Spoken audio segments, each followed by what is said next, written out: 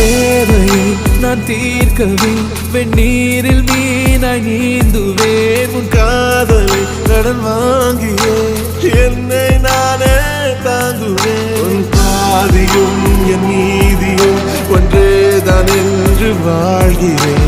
உன் கண்களில் நீர் சிந்தினால் அப்போதே செத்து போகிறேன். சாலையோர பூக்கள் சாய்ந்து நம்மை பார்க்க நாளை தேவையில்லை பெண்ணே நாளும் வாழலாம்.